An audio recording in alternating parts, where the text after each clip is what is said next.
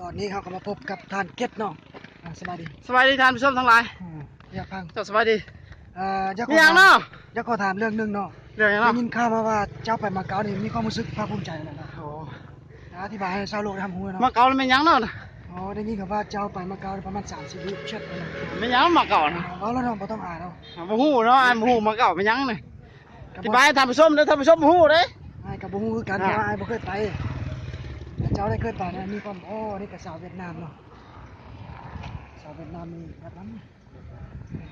เลยน้ำบ่ได้คุณ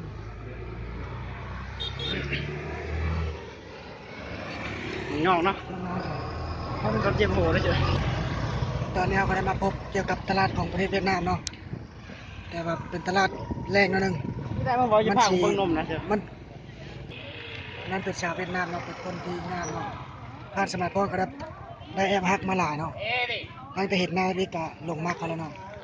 แล้วก็สภาพท่านรู้ของเราเนาะท่านรู้สึกยังไงเนาะเกี่ยวกับการที่ได้มายืนในตลาดนี่เนาะ ว่าจะตลาดในการถือว่าความสะอาดเป็นพร้อมอยู่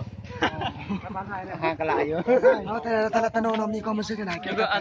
ตลาดนี่ก็เป็นตลาดสดเนาะตลาดแรงเนาะตลาดหม้อแบบไปมาง่ายมันไกลโรงเรียน นั่นนะ สะดวกสบายในการมา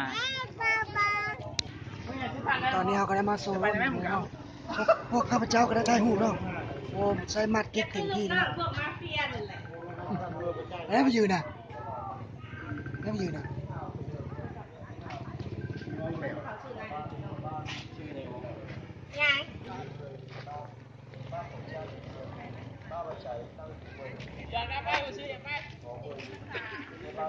mà ai chưa xem thì ta vào ta xem cho biết nhặt thế nào cũng được luôn lựa thế nào cũng được luôn cứ 10.000 là 3 thứ mà 3 thứ thì chỉ có 10.000 thôi ai muốn lấy cái gì thì lấy ai muốn nhặt cái gì thì nhặt thế nào cũng được lựa thế nào cũng được cứ 3 thứ là 10.000 mà 10.000 thì ta có 3 thứ luôn tất tần tật mà tốt luôn cái gì cũng 10.000 3 thứ 3 khẩu trang cũng 10.000 3 bàn chải đánh răng cũng 10.000 3 chiếc lược cũng 10.000 mà 3 thứ thì chỉ có 10.000 tất tần tật mà tốt luôn được lựa thế nào cũng được cứ 3 thứ là 10.000 mà 10.000 thì ta có 3 thứ luôn tất tần tật mà tốt luôn ให้มานั่งอย่างนี้เนาะ 3 khẩu ตี trang มวย 3 bàn chải đánh răng ตีมวยเนาะ 3 chiếc lược cũng chỉ có 10.000 thôi hay 3 dây buộc tóc thì cũng chỉ có 10.000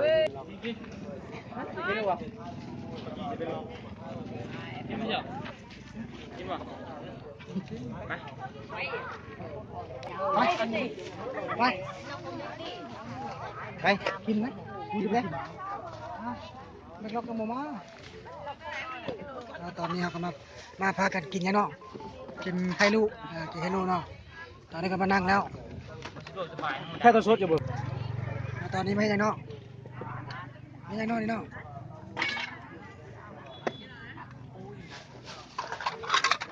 นี่เป็นไข่ลูกเนาะโมภาษาเพศ trứng đồn cũng phải chạy lục เ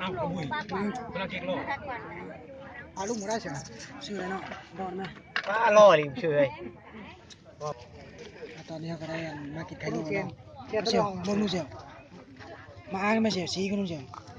ba kỳ cái lục เอาละมันเป็นผู้สาวลาวเนาะมันก็งามอยู่สาวลาวเนาะโอเคโอ้ย đêm ngủ xảo